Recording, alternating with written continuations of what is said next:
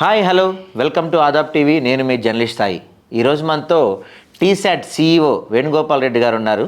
తాజా రాష్ట్ర రాజకీయాలు, కాంగ్రెస్ పార్టీ ఏడాది పాలన వంటి అంశాల గురించి ఒకసారి వేణుగోపాల్ రెడ్డి గారితో మాట్లాడదాం.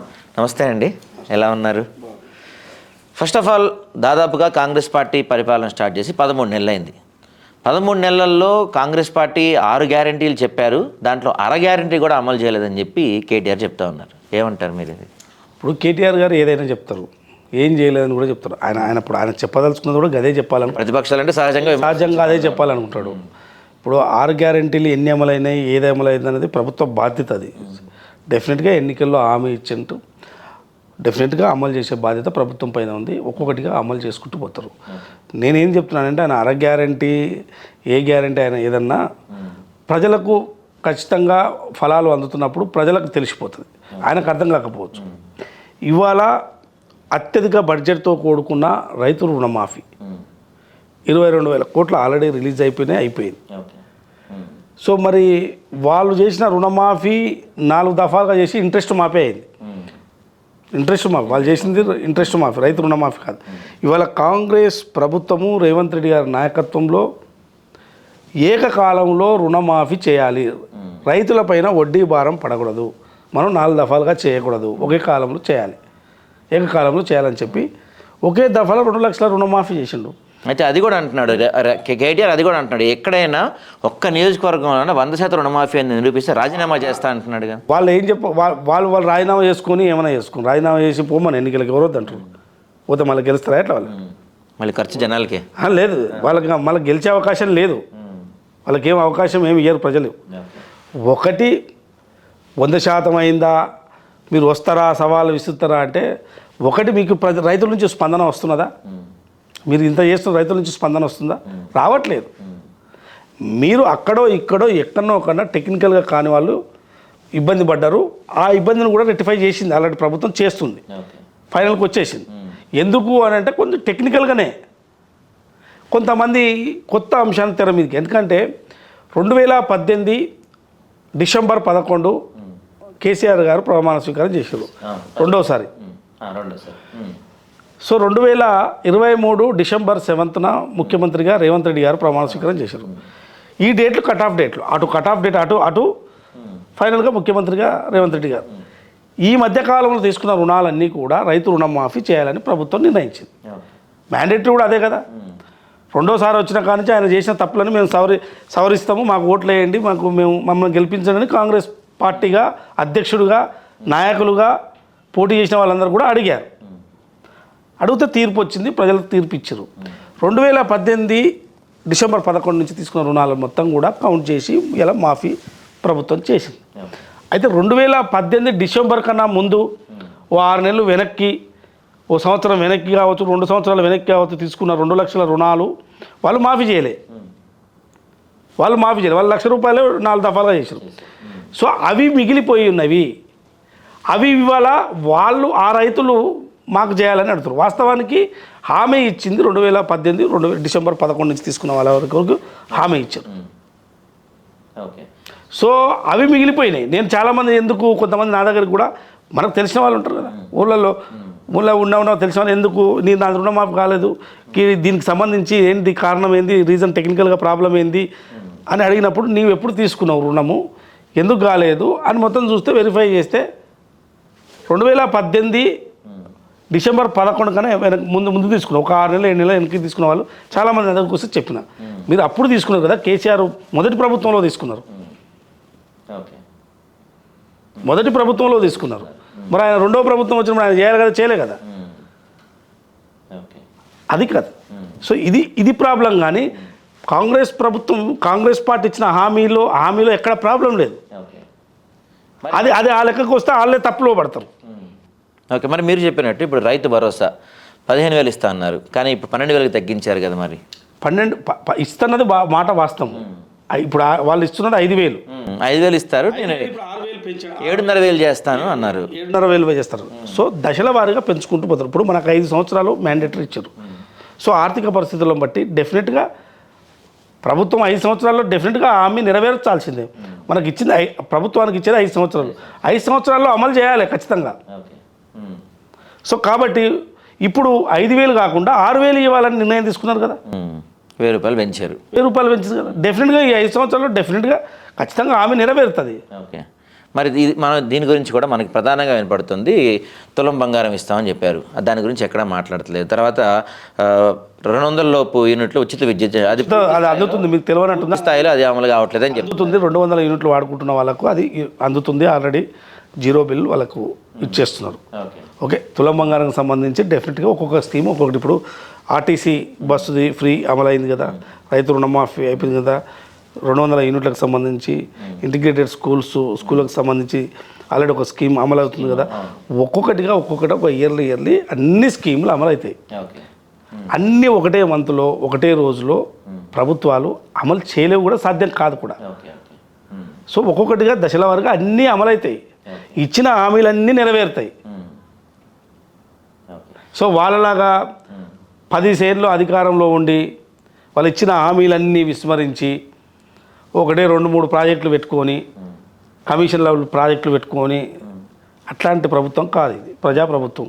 Okay sir. అయితే ఇప్పుడు ఈ 13 నెలల్లో మన ముందు ఎలక్షన్స్ ఈ ప్రచారం టైంలో కేసీఆర్ మీద చాలా స్కాములు ఉన్నాయి, కేటీఆర్ మీద స్కాములు ఉన్నాయి, హరీష్ రావు మీద స్కాములు ఉన్నాయి అని చెప్పారు. మనకు ఒక మన ఇదేంటి ఫార్ములా ఈ కార్ రేస్ కావచ్చు, లేకపోతే కాళేశ్వరం కేసు కావచ్చు, ఫోన్ ట్యాపింగ్ కేసు కావచ్చు, ఎన్నో కేసులు ఉన్నాయి. ఏ కేసులో కూడా ఇంకా అరెస్ట్ చేయట్లేదు, నాన్స్తున్నారు అనే ధోరణి కాంగ్రెస్ పార్టీ వ్యవహరిస్తుందని బీజేపీ వాళ్ళు విమర్శిస్తున్నారు ప్రధానంగా. మీరేమంటారు?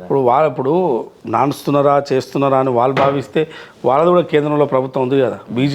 బీజేపీలు అనడానికి ఇంకా అర్హతే లేదు. వాళ్ళు 10 ఏళ్ళు ఏం చేసినా చూసుకుంటూ వచ్చారు కదా, వాళ్ళే కదా 10 ఏళ్ళు అధికారంలో ఉన్నది. సో అట్లని ఏదో బీఆర్ఎస్ చేస్తుందని చెప్పి ఈ ప్రభుత్వం విస్మరించదు కదా. సో బీఆర్ఎస్ చేసిన అవినీతిని డెఫినెట్గా ఆల్రెడీ కమిషన్లు వేసారు కదా, కాళేశ్వరం మీద విచారణ జరుగుతుంది కదా, దాని మీద కాళేశ్వరం మీద విచారణ జరుగుతుంది. అదేవిధంగా పవర్కి సంబంధించిన ప్లాంట్లకు సంబంధించి వాళ్ళు చేసిన అది ఆల్రెడీ రిపోర్ట్ ఇచ్చింది. ఇవన్నీ కూడా ఒక పకడ్బందీగా విచారణలు జరుగుతాయి కానీ ఊరికనే ఏది పడితే అది ఒకటే రోజు జైలు వేయలేరు కదా. అవునవును. ఇప్పుడు ప్రభుత్వం జైలు లేదు, విచారణ సంస్థలు దాన్ని మొత్తం రిపోర్ట్ ఇచ్చి అది న్యాయ వ్యవస్థలు చూసుకుంటాయి కదా. ఇప్పుడు వాళ్ళు ఏం చేశారు, కేంద్ర ప్రభుత్వంలో ఉండి వాళ్ళంతా సపోర్ట్ చేసుకుంటూనే వచ్చారు కదా ఈ అవినీతికి అంతా. ఇప్పుడైనా వాళ్ళ చేతిలో ఉంది కదా, మరి అంత కావాల్సి ఉంటే ఇప్పుడు రాష్ట్ర ప్రభుత్వం ఒకే రోజులో వేయలేకపోతుంది, వాళ్ళు ఒకటే అరగంటలో ఏమన్నారు ఎవరో అంటారు. Okay sir. అయితే కాంగ్రెస్ పార్టీ వచ్చాక ప్రధానంగా ఈ హాస్టల్స్లో, బీసీ సంక్షేమ హాస్టల్స్లో ఈ మధ్య ఫుడ్ పాయిజన్ అయ్యి కానీ లేకపోతే రకరకాల ప్రమాదాలు వరుసగా వింటున్నాం. రీసెంట్గా ఎక్కువ వినపడుతున్నాయి. ఎందుకు ఇది అన్న కుట్ర ఉందంటారా, లేకపోతే నిజంగానే కాంగ్రెస్ పార్టీ వాటి గురించి సరిగ్గా కాన్సన్ట్రేషన్ ప్రభుత్వం చేస్తుంది. ఎక్కడ ఏది జరిగినా వెంటనే ప్రభుత్వం అప్రమత్తం అవుతుంది. కొన్ని స్కూళ్ళకు సంబంధించి ఎక్కడన్నా ఏదైనా జరిగినా ఇమ్మీడియట్లీ అలర్ట్ అయింది. సో దానికి సంబంధించి ఎందుకు ఏంటి కారణాలు ఏందని కూడా తెలుసుకుంటుంది, దాన్ని రెక్టిఫై చేసే ప్రయత్నం ప్రభుత్వం చేసింది. సో అక్కడక్కడ ఎక్కడన్నా జరిగిన కారణం ఏందనేది ఇమీడియట్లీ కలెక్టర్లు వాళ్ళందరూ కూడా పర్యవేక్షణ చేస్తారు. ఆల్రెడీ ప్రతి హాస్టల్లో వెళ్ళి భోజనాలు చేసే కార్యక్రమం, అసలు అక్కడ వెళ్తే ఏంటి అసలు విషయం. ఇప్పుడు ప్రభుత్వం ఊరికేనే ఏదో బయట వాళ్ళు అన్నారని చెప్పి ఏదో పట్టించుకోకుండా అనేది కాదు. సో నిజంగా వాస్తవానికి ఏం జరుగుతుంది అనేది కూడా క్షేత్రస్థాయిలో వారు పర్యటన చేశారు. దానికి సంబంధించిన పూర్తి స్థాయిలో ఎటువంటి సంఘటనలు జరగకుండా అప్రమత్తంగా ఉండాలని ఇప్పటికే కలెక్టర్లకు ఆదేశాలు జారీ చేశారు. ఓకే సరే. అయితే మీరు విద్యా వ్యవస్థలో ఉన్నారు, దీని గురించి మీకు పూర్తి అవగాహన ఉంటుంది. ఇప్పుడు నియోజకవర్గానికి ఒక ఇంటిగ్రేటెడ్ రెసిడెన్షియల్ స్కూల్ కడతా అని చెప్పి ముఖ్యమంత్రి గారు చెప్పారు. కానీ మనకి ఇప్పటికే ప్రతి గ్రామంలో కానీ ప్రతి జిల్లా మండలంలో కానీ చాలా గవర్నమెంట్ స్కూల్స్ దాదాపు కూలిపోవడానికి సిద్ధంగా, లేకపోతే సరైన వసతులు లేకుండా చాలా ఉన్నాయి. వాటిని అన్నింటినీ పట్టించుకోకుండా ఇప్పుడు ఈ ఇంటిగ్రేటెడ్ రెసిడెన్షియల్ స్కూల్స్ అవసరమా? ఇప్పుడు ఇంటిగ్రేటెడ్ స్కూల్స్ అనేది ఇప్పుడు ఆధునికంగా కాలంలో అధునాతనంగా మనం కట్టాల్సిన అవసరం ఉన్నది. ఇప్పుడు కాలం మారుతున్న విధానాన్ని బట్టి ఖచ్చితంగా కూడా స్కూల్స్ అన్నీ కూడా అప్గ్రేడ్ కావాల్సిన అవసరం ఉంది. సో ఈ ఇంటిగ్రేటెడ్ స్కూళ్ళ వల్ల క్వాలిటీ ఎడ్యుకేషన్ పెంచాలని ఒక ఉద్దేశం. సో కూలిపోతున్న బిల్డింగ్లు పట్టించుకోవాలనేది ఉద్దేశం కాదు. డెఫినెట్గా అవి కట్టినవి కూడా ఆ స్కూల్స్ కానీ ఆ హాస్టల్స్ కానీ ఈ కట్టినవన్నీ కూడా కాంగ్రెస్ ప్రభుత్వాలే కట్టినాయి, ఎవరేం కట్టలే. ఇప్పుడు చదువుకున్న నాయకులైన వాళ్ళందరూ, ముఖ్యమంత్రులు అయిన వాళ్ళు, మంత్రులు అయిన వాళ్ళందరూ కూడా కాంగ్రెస్ ప్రభుత్వాలు కట్టిన ప్రభుత్వ పాఠశాలలే, ప్రభుత్వ రెసిడెన్షియల్సే అందులో చదువుకొనే అందరూ ఎదిగారు. సో అవి వాటి మీద దృష్టి ఉంటుంది, వీటి మీద దృష్టి ఉంటుంది. ఇక అవి ఉన్నాయని చెప్పి మనం అప్గ్రేడ్ కాకుండా ఉండలేం కదా, ఉండలేకుండా ఉంటామా? మంచి ఇంటిగ్రేటెడ్ స్కూల్స్ రావాలి, మంచి యూనివర్సిటీలు రావాలి, మంచి మెడికల్ కాలేజీలు రావాలి, అన్నీ వస్తుంటాయి. సో యథావిధిగా అన్నీ సమాంతరంగా అభివృద్ధి చెందాల్సిందే. సార్ అయితే ఇప్పుడు మనకి ముఖ్యమంత్రి గారు ప్రధానంగా ఫోర్త్ సిటీ గురించి, మూసి పునరుజ్జీవనం గురించి కాన్సన్ట్రేషన్ చేస్తున్నారు. అయితే బీఆర్ఎస్ వాళ్ళు ప్రధానంగా మాట్లాడుతుంది ఏంటంటే ఇప్పుడు మనకి రైతు భరోసాకి కానీ లేకపోతే ఇందాక మనం ఆడుకున్నాక తగ్గించారని, రుణమాఫీ కొంచెం లేట్ అయింది, చాలా ప్రాబ్లమ్స్ ఉన్నాయి రాష్ట్రంలో, ఇవన్నీ వదిలేసి అర్జెంటుగా మూసి పునరుజ్జీవనం ఫోర్త్ సిటీ కావాలని అడిగి ప్రధానంగా విమర్శిస్తున్నారు బీఆర్ఎస్ వాళ్ళు. ఇప్పుడు ఏది అర్జెంటు ఏది అది అనేది ప్రభుత్వానికి ఒక ప్రయారిటీస్ ఉంటాయి. అర్జెంటుగా రైతు రుణమాఫీ అని చెప్పి అర్జెంటుగానే చేశారు. 1 year లోపనే రైతు రుణమాఫీ చేశారు. వాళ్ళు చేసిరా? వాళ్ళకి అసలు రైతు రుణమాఫీ గురించి కానీ రైతు భరోసా అసలు మాట్లాడే అర్హతనే లేదు. ఫోర్త్ సిటీ, అవును, కొత్త సిటీ నిర్మాణం అయితే తప్పేముంది? అభివృద్ధి చెందితే తప్పేమున్నది? అది వద్దా? డెఫినెట్గా అభివృద్ధి చెందుతుంది. సో ఫోర్త్ సిటీ అనేది రేపు భవిష్యత్తులో అక్కడ ఉన్న ల్యాండ్ అదంతా బట్టి అక్కడ అభివృద్ధి చేయాలనే ఒక ఆలోచన ఉన్నది ప్రభుత్వం. తప్పే ఉన్నది అట్లా. కొత్త సిటీ నిర్మాణం అయితే డెఫినెట్గా మంచి అవకాశాలు వస్తాయి. మూసీ పునర్జీవం సంబంధించి మూసీ పునర్జీవం అందరూ అప్రిషియేట్ చేస్తున్నారు కదా. మూసీ అనేది మంచి చేయాలనే తప్ప అదే దుర్గంధంలో అదే మూసీలో మొత్తం పేద ప్రజలు అట్లే ఉండాలి. వాళ్ళకి మంచి అవకాశాలు ఆవాసాలు ఇచ్చి పంపించి మూసీని డెవలప్ చేయాలి. డెఫినెట్గా చేయాలి. వాళ్ళు చేయలేకపోయారు, వాళ్ళకి ఆ ధైర్యం లేదు, చేయలేదు. ఈ ప్రభుత్వానికి ఉన్నది ఇచ్చేస్తుంది. సార్ బీఆర్ఎస్ హయాంలో ధరణి పేరిట దాదాపుగా మనకి హైదరాబాద్ కాదు తెలంగాణ వ్యాప్తంగా కొన్ని లక్షల ఎకరాలని బీఆర్ఎస్ వాళ్ళు అన్యక్రాంతం చేసేసారు. ఇప్పుడు భూభారతి పేరుతో తెలంగాణ కాంగ్రెస్ ప్రభుత్వం కొత్త యాప్ తీసుకొస్తుంది. సో దీని ద్వారా గత ప్రభుత్వంలో అన్యక్రాంతమైన భూములు తిరిగి పేదలకు ఇచ్చే కార్యక్రమం ఏమైనా జరగబోతుందా? ఇప్పుడు వాళ్ళు ఏం చేసారు, ఎంత చేసారు, ఎన్ని భూములు కొట్టేసారు, ఎట్లా కొట్టేసారు, ఇవన్నీ కూడా రావాలి. ఇవన్నీ వచ్చిన తర్వాత డెఫినెట్గా ఎవరెవరు ఆక్యుపై చేసినా వాళ్ళందరూ రేపు రోడ్డు మీదకి వస్తారు. వచ్చినాక డెఫినెట్గా ఎవరి వారికి దక్కుతాయి. ఇప్పుడు వాళ్ళు ధరణితో ఎన్ని మోసాలు చేసారు, స్పష్టంగా అందరూ ఇప్పుడు దాంతోనే కదా ఇంత మొత్తము అగత్యాలు జరుగుతున్నది. మొత్తము రాష్ట్రంలో ఎవరిని అర్ధరాత్రి పిలిచి కూడా రిజిస్ట్రేషన్లు చేయించుకున్న పరిస్థితులు ఉన్నాయి. సో ఆ దురాఘాతాలన్నీ కూడా బయటకు వస్తాయి. ఓకే. సో అంటే మనకి దాదాపుగా ఒక నెల రోజుల్లోపు స్థానిక ఎన్నికలు ఉండబోతున్నాయని చెప్పి వార్తలు వస్తున్నాయి. స్థానిక ఎన్నికలకి కాంగ్రెస్ పార్టీ ఎలా రెడీగా ఉంది? ఎట్లాగా సిద్ధంగానే ఉంటుంది. పోయిన ఎన్నికలకు ఎట్లా సిద్ధంగా ఉన్నదో అంటే మన కేటీఆర్ ఏం చెప్తున్నాడు, కేసీఆర్ బయటకు వస్తాడు, సునామీ వస్తుంది, మేము కాంగ్రెస్ పార్టీని స్థానిక ఎన్నికల్లో మా ప్రతాపం చూపించబోతున్నాం అని చెప్తున్నారు. సునామీ వస్తే అందరు ఎవరు ఉండరు కదా. కేసీఆర్ బయటకు వస్తే సునామీ వస్తే మరి వాళ్ళు కూడా ఉండరు. మరి కేసీఆర్ కదిలితే సునామీ అంటే మరి అదేందో చూడాలి. మరి అది చూద్దాం. ఆయన బయటకు వచ్చిన తర్వాత ఎట్లుంటుందో చూద్దాం. సునామీ వస్తే ఎవరో మిగిలం కదా, భూమిల మీద ఎవరో మిగిలం కదా. సార్ ఒక సీనియర్ జర్నలిస్ట్గా ఫైనల్గా సీనియర్ జర్నలిస్ట్ మిమ్మల్ని అడుగుతున్నాను. మీరు చాలామంది ముఖ్యమంత్రులను చూస్తుంటారు. సో చాలామంది ముఖ్యమంత్రులకి రేవంత్ రెడ్డికి ఏంటి తేడా? ఒకటి, రేవంత్ రెడ్డి గారు అనుకున్న లక్ష్యం వైపు నడుస్తారు. అది ప్రతిపక్షంలో ఉన్న ప్రభుత్వంలో ఉన్న డెఫినెట్గా ప్రభుత్వంలో ఉన్నాం, మనకు బాధ్యత ఉంది. ప్రతిపక్షంలో ఉన్నప్పుడు మనం ఖచ్చితంగా ప్రభుత్వ తప్పిదాలను బయట పెట్టాలన్న ప్రయత్నం, పోరాటం, పటిమ కనపడింది. ఇవాళ అధికారంలోకి వచ్చినాక ప్రభుత్వ అధినేతగా ఆయన మరింత బాధ్యతతో మనం ఇచ్చిన హామీలను ఎట్లా నెరవేర్చాలి, ఎట్ ది సేమ్ టైం తెలంగాణను ఏ విధంగా అభివృద్ధి చేయాలి అనే ఒక లక్ష్యంతో, దృక్పథంతో ముందుకు వెళ్తున్నారు. సో మిగతా ముఖ్యమంత్రులు అనేది మనకు కన్నా కూడా పోల్చుకోవడం కన్నా కూడా ఏదైనా రేవంత్ రెడ్డి గారు తన లక్ష్యం వైపు నడిచే దాంట్లో మాత్రం చాలా చూసి ముందుకు వెళ్తారు. ఏదైనా ఒక నిర్ణయం తీసుకునేటప్పుడు ఆ నిర్ణయాన్ని అనేక రకాలుగా ఆలోచించి నిర్ణయం తీసుకున్నారు. ఒకవేళ ఒక నిర్ణయం తీసుకున్నా దీనివల్ల ఎన్ని రెపర్కేషన్స్ ఏమైనా ఉంటాయా, ఉండవా, ఉంటే ఎట్లా ఎదుర్కోవాలి, ఎట్లా అభివృద్ధి చేయాలి అని ఒక లక్ష్యం ఆయనలో ఉన్నదనేది నాకు స్పష్టంగా, అంటే నాకు అర్థమవుతున్న విషయం. అటు ప్రతిపక్షంలో ఉన్నప్పుడు చూసినాను, అధికారంలోకి వచ్చినాక ఇప్పుడు చూస్తున్నాను.